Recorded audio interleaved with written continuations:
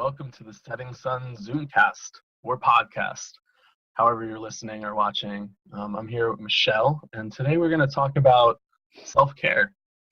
So thanks for joining, Michelle, and talking about this really important topic. Thank you, Kyle. It's really been up for me lately. There's so much healing work that's going on, so much that's arising in our collective awareness for healing, that the self-care piece, sometimes with the giving and the being of service and really staying focused on our projects and stuff like that, sometimes for me, I forget to do the self-care. So I love to keep it in the forefront in my consciousness. I'm really passionate about that. So thank you for inviting me to talk about this with you. Yeah, I have a really hard time keeping up with it too. Just so distracted by so many different things. School, this project, I have another project doing another podcast. And it's so hard to just, when you're being pulled in so many different directions, how do you come back to the center and really focus on what's being presented to you at the moment, and also take care of your own needs so you're not burning out.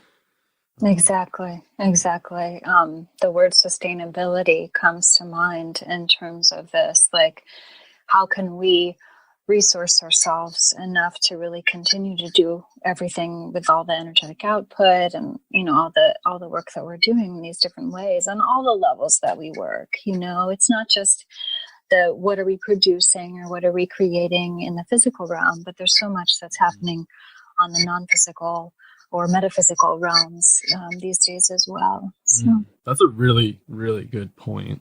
Because sometimes I feel like I end up doing a lot of like metaphysical or spiritual work, and it's so draining sometimes.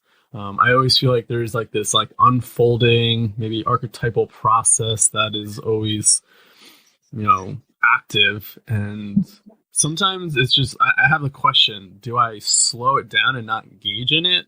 Or do I engage in it and make it bigger? Because does something want to be resolved? So like today, I did like a nice drum, like a rattling journey yesterday, and I had a really intense experience.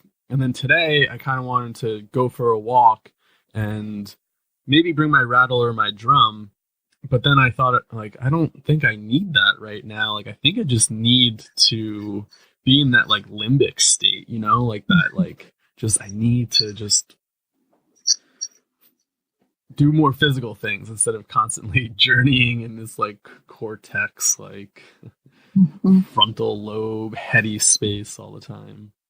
Yeah, really in that state of being and not doing and not, thinking or trying to understand it. And also integrating, because when we're doing these different journeys or different healing processes, right, or clearing or whatever it is that we're doing, we need that downtime to integrate it into the physical, integrate it into our nervous system, into our bodies, And that's the thing too. It's like, because there is so much going on, it's like the self-care piece is huge in taking that downtime. It's like what I'm noticing is that I need to build it into my schedule. That time for, like, whether you said taking a walk or resting or, working with the soul cards or doing meditation or drumming or whatever it is. It's like, I have to make time in my schedule for that. Because I don't want that to be the thing that goes out the door when I get busy. Yeah, sometimes it's really tough to do that, especially when you're trying to balance a million things. You need to be here, you need to be there. Sometimes I like to think of it as like a well. It's like we have all this water in our root, and we just constantly take from it. And how do we replenish it? How do we put that water back in and not just dry the well up? Exactly. And that brings to mind right now too, just the water protectors and, just sending love and prayers for them. And also in deep gratitude right now for the rain that we're getting here in California, that the blessings of the waters. When you say the well, that's what I was thinking of was the waters and and the ways that the water support us. And for me, the water element also reminds me of doing that work with the emotional nature and clearing the emotions and stuff. And there's so many emotions right now going on, and just really being with that and honoring that. And for me, self-care is giving myself permission to feel what's there too. Yeah, you bring up a pretty good point. There's so much going on. Like, I know I get so distracted on social media, Facebook and stuff like that, with like the pipeline, the elections, stuff, maybe wars with Russia. Like, there's just so much stuff going on.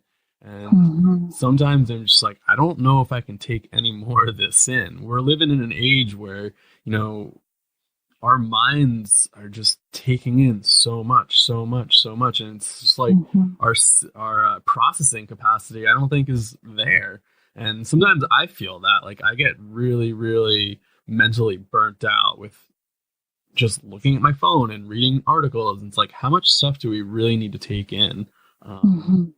Sometimes I think it's about, that integration and then doing. Sometimes I'm just like, why am I doing all this like reading and research, and I'm not producing anything, I'm not doing anything. It's just this intake. And then, it's almost kind of like this addiction. It's like, I want more, I want more, I want more. And, you brought up a good point earlier. It's like setting boundaries. Like, how do we set boundaries with ourselves, our lives, maybe technology, to really take care of this thing inside of us that's calling our attention?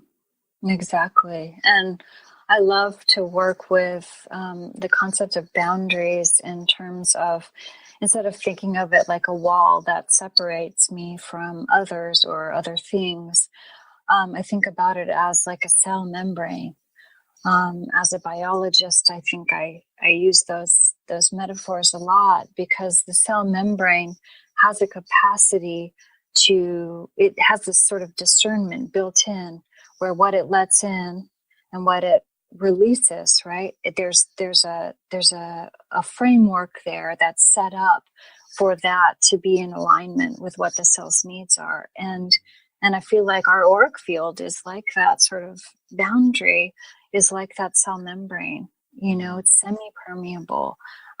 But only to the things, for me, that the intention that I said is it's only for bringing in things that are nourishing and supportive to what I'm here to do, and releasing things that either no longer serve or that it's time to let go of. And so I think about it because I used to think that we had to build this like structure around that like was so protective and all that stuff. And then I felt like, well, I don't feel like I'm engaged in a way that I want to be. So I've been working with boundaries in these different ways of understanding. And sometimes we need to build the wall. Sometimes we need to, put up a strong boundary, like a crystal structure that can, keep out things. And sometimes we need to be more porous. When we're doing, the spiritual work, working with guides and things like that, the porosity is a gift. Do you have any tips for setting boundaries on maybe like how to say no, what to say no to? I don't know, just any tips in general. Yeah, what I'm getting is one of my teachers, I took a few classes with her the first time I was at CIS, Rena Sarkar. She was a monk from Burma, and she used to say, respond, don't react. Respond, don't react. And what that says to me in terms of boundaries is giving myself a moment's pause to decide whether or not this is something I'm going to engage with, giving myself the permission to think for a second, and giving myself, frameworks to say, well, you know what, let me get back to you on that. I need to think about this. I need to check my schedule or whatever, instead of saying the big no right away, or instead of saying the yes, which is the default saying, I have a problem with that. I'm just saying. Yeah. Exactly. So if I give myself a little window of time to make the decision, it tends to serve me in my discernment better. So that's what really works for me. And also doing the energetic clearing and grounding work that we do on a, for me on a regular basis to maintain that sort of clarity. Yeah. Nice. Thanks for that. Yeah, I Yeah. think that's such an important topic because I don't know, a lot of us are people pleasers and we just want to say yes to so many things. And sometimes saying no and putting your foot down is really important. So people aren't crossing into like your energy field and kind of taking things out of you that you necessarily don't want to give away. Yeah. Yeah, exactly. That there's patterns or something that get put into place that we can actually engage and evolve from. And with the self-care being, part of the infrastructure, like it really gives us our agency back. Mm. It gives us our the possibility to say no back, and it doesn't necessarily mean that I always say no when I need to, sometimes when it comes to, family or things like that, or school, sometimes commitments, sometimes I'll still overextend myself, but I recognize it sooner. Mm-hmm. And I then make the choices to do the downtime and self-care to sort of recuperate So I guess sooner. it's kind of learning that skill of mindfulness and just kind of being just reflecting on it without just responding right away. Or reacting, I guess. Exactly. Because reaction, from this perspective, it tends to be coming from a place that's, sort of, from the conditioned mind, like, oh my God, yes, no, and so coming from a place of like, whew, just wait a second, let me tune in, because my body tells me yes or no. Like, I don't even have to think about it. That's the thing too. A lot of my discernment comes from my body intuition and from my sensitivity, and not from my mind. My mind will figure out all the ways that I should say yes, or, make it okay when it's not, or whatever. Like, my brain is really good at manipulating things in that way, to keep me in those old patterns. And I'm grateful for those patterns and the way they've served me in the past, and without judgment, continuing to evolve beyond them. And at the same time, stepping into the power that can say, yes, I'm saying yes to myself. Mm-hmm. And that's a really good point too, listening to your body. I just went through a period where my boundaries were getting crossed a lot, and my mind was just making up like all these reasons, like, well, maybe it's like pushing you in this one direction and you need to learn this, and it's happening for a reason. But my body kept saying no. My body's like, no, no, no. And I was just ignoring it. And so I think that's like like your body has such intuitive wisdom, and we really have to learn how to listen to it. And that can be really difficult sometimes, and it's almost not intuitive for us to do that because we live in such a mind-oriented culture where we have to use logic and rationale, where sometimes you just know because you feel your body knows, it has its own wisdom. And exactly we're fighting the current of the culture and the current of our lineage to just be a neck up culture, society. So I'm sure that a lot of the training that you're doing in your somatic psychology program is really like a reclaiming of the knowing of the body and the way that the body kind of holds this wisdom, and how to work with the body. Because that's something that I think, we can't have a psychology without having a body psychology too, Right. I mean, we are a body. So in some sense, like when we talk about the somatic psychology, I mean, you can't really talk about psychology or any of this stuff without talking about the somatics, because we live in a body and our body is our life in some sense. And so it's kind of silly to just not think about the body and just think about the mind, because it's all connected. It is all connected. We can't isolate any of the variables. It's systemic too. It's not, we're not even bodies in isolation. Right. We're bodies in community and in structures and, in systems and Yeah, it's everything is connected. Mm-hmm. Exactly. And that's why, like, going back to the self-care piece, it's like sometimes when we're in that systems view, it's so easy to be like, I'm a part of everything and we're all connected. We're all doing this work together. And I'm also an individual that has needs, and I need to give those needs to myself so that I can show up in like as a cell in the body of the larger whole in the highest capacity. Mm-hmm. Yeah. So I think just going back to like the zooming out, zooming in, zooming out, zooming in, Yeah. It's important to have that. I just came across a quote. I think it was by Stan Groff.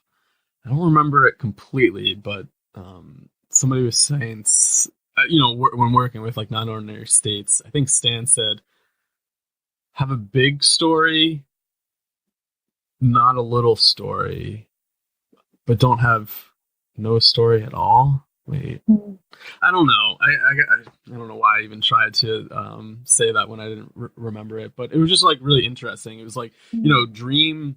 Oh no, it's better to have a big story than just have a tiny little story. But sometimes it's better to not have a story at all, because if you're not going to have this Right. this bigger picture view. Exactly.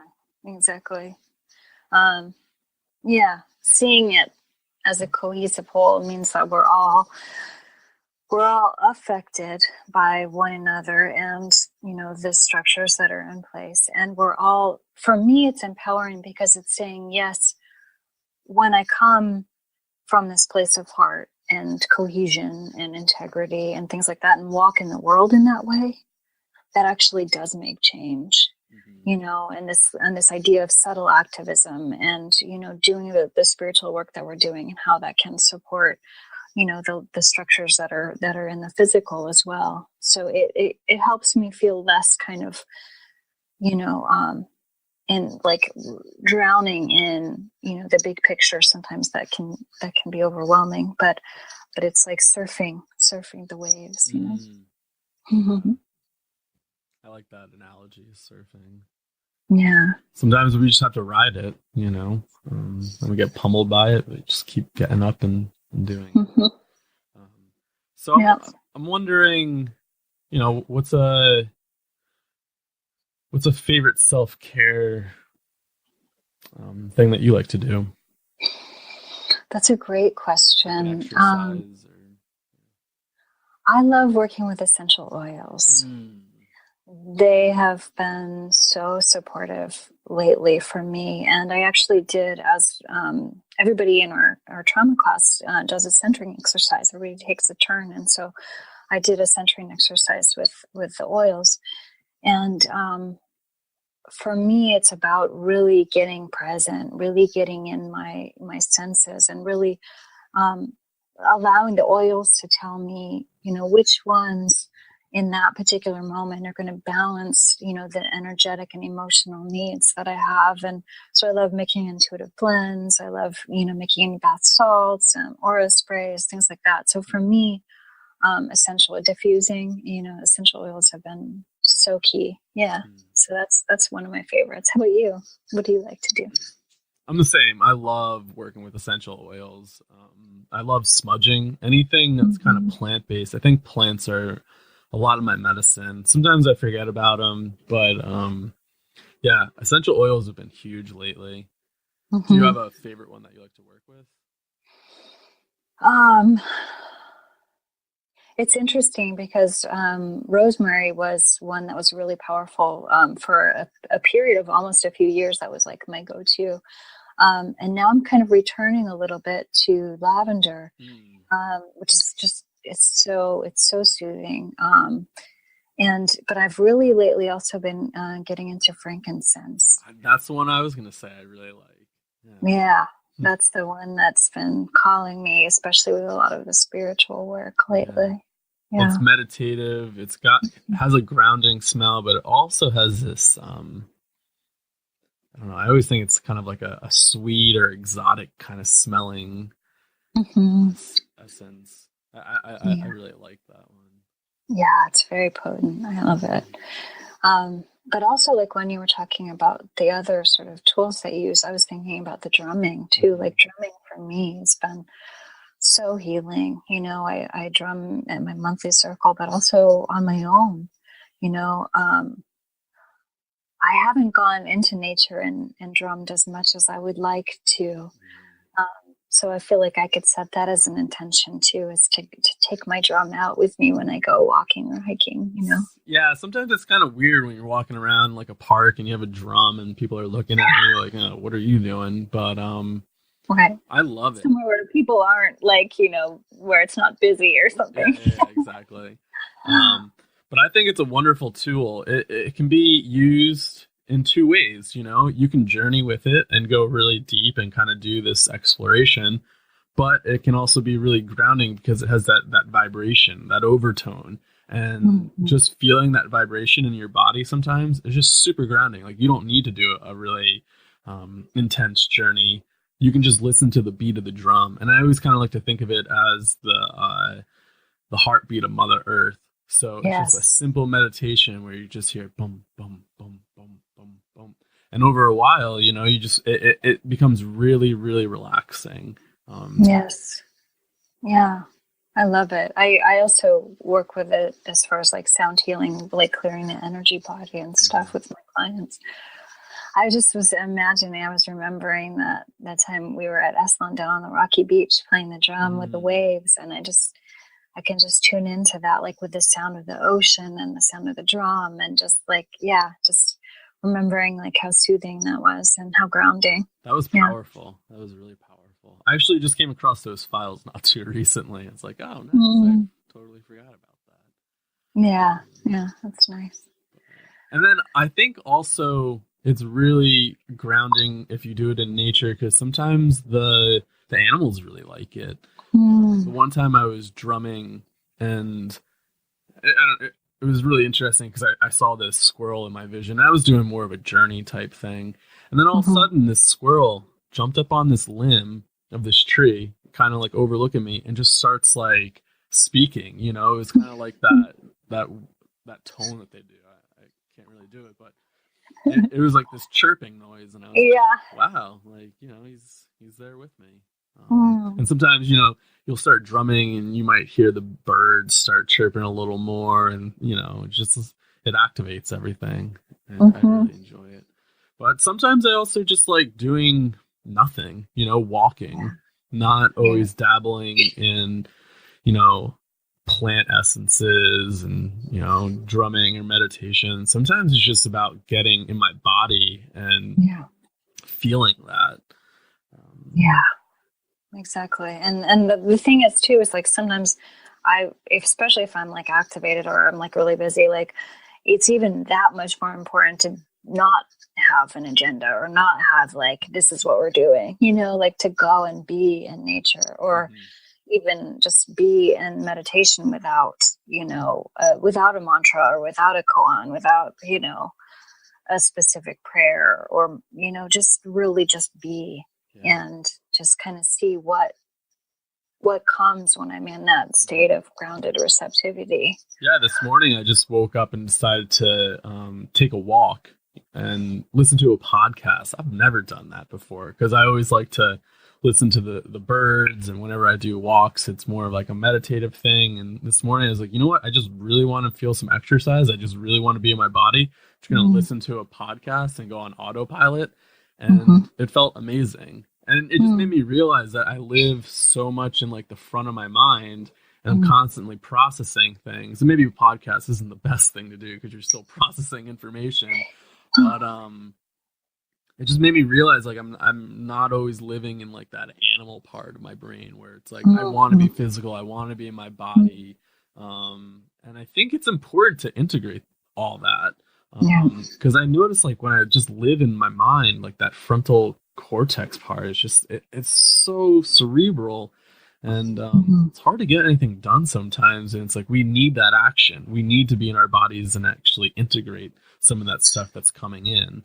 And Right. sometimes I feel like, it's just circling in the front of my mind, and then it never moves in the back, and it never Mm-hmm. becomes in my body. Mm-hmm. It's like bringing that energy down and then out into the world, Exactly. like manifesting that in the Mm-hmm. way that like is unique to the way that you've taken it in and integrated it. Mm-hmm. Yeah, Yeah. exactly. Yeah. Metabolizing. That's Mm-hmm. the word I'm getting. Like metabolizing it and then like releasing into the world like what it is that we've created. Mm-hmm. Yeah. Yeah, definitely important. Exactly. Especially, you know, in our fields of interest when we're working with spiritual energies and, you know, people might be getting downloads all the time or, you know, with Mm-hmm. meditations and doing school and studying psychology and, you know, just constantly being in either that spiritual realm or that mind realm. Like I forget about my body. And I think that's why I have an interest in somatic psychology is because I've forgotten about my body a lot of the time. And Mm-hmm. it's a really important to integrate that. Right. You're balancing. You're trying to balance. And that's what I did too when I was in PCC, philosophy, cosmology, and consciousness. I went to bodywork school. So to balance it, and like I was just like I feel like I'm ungrounded. I feel like I can't like get this in my body or whatever because the content is so rich and Mm-hmm. so powerful, and yet I wasn't landing it. And so the body work was like I would go to PCC during the week, and then I would go to bodywork school all weekend. So it was like a really intense year, Wow, that's awesome. my second year. What type of Yeah. body work? Um, uh, it was Swedish and Zen Shiatsu and Thai. Oh, Yeah. wow. Yeah, So I'm not certified anymore because I haven't kept up with my CEUs, but I still have the skills and the tools to do that. so you were a licensed Nice. like massage therapist at one point? I was, yes. My former healing manifestation, when I had my wellness center, I was working with an acupuncturist, and we had a wellness center together, and I did body work, and that was really when I started getting into the essential oils as well. Mm-hmm. Was when I was doing a lot of like diffusing and working with aromatherapy and stuff with my clients. Yeah. So I keep thinking about doing that, getting into like massage therapy, just because I know that's the medicine that I need right now. Like I need Mm-hmm. lots of body work and to get in my body. So I figured maybe, but you know, I don't think I'm going to do that anytime soon. Yeah, but it's a great tool to have. And what I love about this school is that it's so experiential, obviously, Right. that like half the time, if not more, then you're actually either giving or doing massage. Yeah. So it's like the whole weekend just giving and doing massage was like really healing. Yeah, That's in and of awesome. itself. Yeah, so I really enjoyed that. And that's another great self-care thing if you can afford it, or you know, a good massage therapist is get a massage. I know. I know. It's really important. And it's really important to find the right practitioner for you, you know, whatever the modality is, specifically. And also, if they can hold the type of sensitivity and or healing from trauma and things like that, that's really what I'm working on is one, having, you know, the financial flexibility to do that, but two, also finding someone that's a really good fit for what I work in my body. Yeah, that's really interesting that you bring up like the trauma piece, because I remember when I was getting physical therapy on the scar tissue from my accident. I noticed a lot of trauma and vision started coming up during that, and coming from the breathwork realm, I'm like, well, that's not that weird because of, you know, I have this belief that, you know, cellular memory and everything's stored in the cells. And, you know, when you kind of start working with it on that body level or through breathwork, you're activating it and it comes to the surface and it wants to be released and it wants to be resolved. So it was really interesting when that was happening. I asked the physical therapist, is like, is it normal that, you know, people want to cry or might have some sort of cathartic release? And, you know, they were like, yeah. And I was like, well, how do you hold space for that? And, you know, they're not trained to hold space in it. And that's what makes me really interested in the combination of therapy and body work, is because you could have this super cathartic experience and maybe do like exponentially more healing than you could, you know. I really wanted to have this cathartic experience, but I'm in the middle of a physical therapy room with like other people. And it's just like, you know, what's everybody going to think if I start talking about reliving trauma, and probably freak some people out. But, you know, coming from a breathwork realm, that's, you know, that's what you want to do. You want to get that out of your body and just resolve it. Clear it, complete it. Exactly. I mean, even as I'm in my coursework this semester, stuff arises and I'm having trouble finding the spaces where it's okay to fully express my emotions or fully express like the depth of what I'm experiencing. Because everyone's like, oh, what can we do? And da da da, da. You know, people are in there doing their diets and all this stuff. And I'm just like, can I please just go somewhere and just scream, you know? As like part of my self care. But, you know, yeah, it's hard to find spaces other than breathwork spaces where you can just fully be in it, you know, and clear it, and well, and ceremonial spaces as well. So I'm kind of curious, maybe this is a big question, but why do you think this topic is kind of preached but also not practiced as much? mm-hmm. And do you feel that way, that, you know, when you get into like spiritual communities or in counseling or, you know, mental health communities, there's this huge preach for self-care, but then, you know, it's all left on the individual. Like, I always wondered, like, well, what if there was like group processing for some of this self-care stuff? Exactly. I know, this is my dream too, my passion. I mean, I'm seeing people left and right burning out, you know. It's just like it's tough. Everybody's working to the bone and really not having the structures in place in whether it's agencies or hospitals or whatever, or even wellness centers, like where, you know, the people are getting the support, the practitioners themselves are getting the support that they need. And, you know, so along the lines of like the healers awakening into their gifts and then being practitioners, like both of those parts to me are connected to how do we have resources and offerings for people to just kind of keep them in that flow of self-care as they're offering their services to others. So I totally agree. Yeah. I wonder if it's like a funding thing, or I don't know. Because I remember at my one job, they talked about it. There's going to be like group processing. There's going to be this stuff. And then none of that ever happened. And that was one thing that drew me to it. It's like, oh, this is going to be awesome, you know, all this group stuff. And then when you got in there was just like all these weird rules. And then sometimes it never happened. And it just wasn't what they mentioned it. Well, what I'm getting is that there's like two strands of what's happening. One is this fear that many of us that are awakening to healing gifts have, which is that we don't want to be selfish. And that's sometimes thinking like, oh, if I take this time for myself, then I'm being selfish. And for me, I've learned to say that like self-care is sacred. Self-care is part of like how I'm honoring my body temple. It's not selfish. Like selfish isn't necessarily even a bad thing. And then also the way the structures are in place is like the harder you work, the better you are, or like the you know, the more you burn yourself out, like the better you're doing, you know, in our culture or whatever. And so I think both of those like come into play when people think about self-care. They're like, yeah, this is a really great idea, like hypothetically. And then it's like the day-to-day, the daily grind and all that, and like the fear of like being selfish and like how people will, you know, think that, you know. I really feel like we're kind of combating, like you said, swimming upstream with some of these like cultural beliefs. And, you know, that comes from like sort of a lineage of, you know, martyrdom and things like that. And yeah, there's a lot there that we're here. Rebalance. This is pretty cliche because it's definitely brought up a whole bunch in self-care circles and integration circles. But, you know, when you're flying and they say the air mask drop, you have to put you have to put yours on first before you put other people's air masks on. And I think that's like so important because, you know, if the person next to you is struggling and then you're trying to get theirs on, but you're not taking any oxygen, then you both kind of, you know.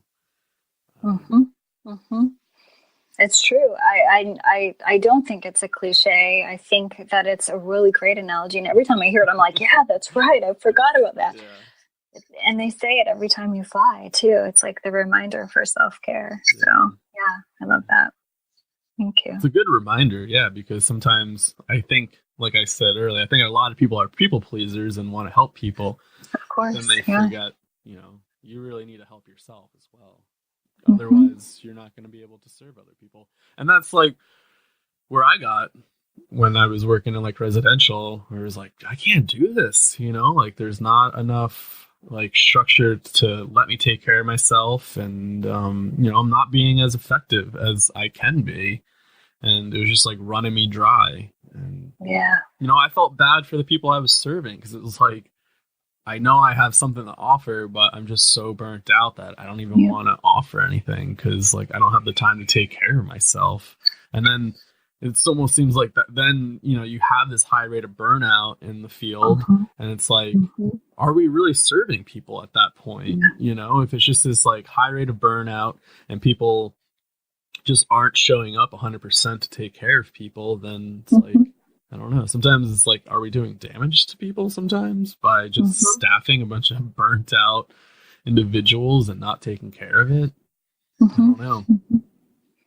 Or thinking of it in another way, like if we had a sustainable infrastructure of support in a way for people that are in the most times of need, like think about how exponentially more beneficial and more supportive to everyone that's in that experience, like the space holders as well as the people in the experience are going to like, it can be transformative for everybody instead of like, oh, I'm just trying to hang on and get through the day, because I know what that feels like being on the receiving end of that, as well as, running my own business. It's like, there were days like I was running ragged, too, especially when the recession hit, it was tough. So yeah, like, I think we're really talking about systemic sustainability. Yeah. And I think it's possible. And that's why I'm excited to be in this field, because I see the ways that's not working. And I see the parts that are still good and useful and we want to hold on to. But there's a lot of change that needs to happen in order for it to be something that people are really, really healing in the environments. So yeah, so I'm hopeful. Yeah. For better or for worse, I'm hopeful.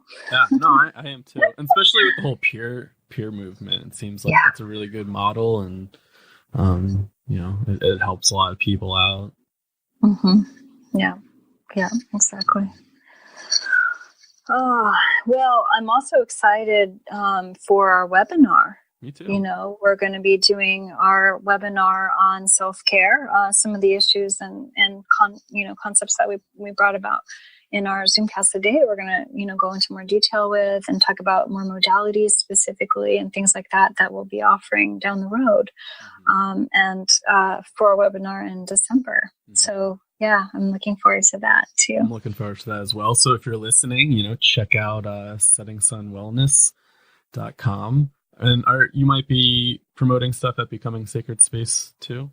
Yeah, exactly. Yeah, and becomesacridspace.com. Yeah, we'll do a live webinar so then we can chat with people about this topic, present a little bit more. And then also we're thinking about putting out a self-care course. So look out for that as well. Yeah. Well, thank you so much for having me on the call today. I feel nourished by the conversation and just being in the energy of honoring this work and the way it's supporting us individually and collectively in this time. So, likewise. Thank you for joining us. And it's always a pleasure to chat with you. And I always love hearing your wisdom. And I think this is almost like a form of self-care too. It's like exactly. Having these nourishing conversations and getting some information out there for people, and it's like really motivating for me sometimes. So thank you. And thanks for everybody listening. And, leave us a comment. Tell us what you think. If you want to know more, that'd be awesome. Yeah. Awesome. Thank you.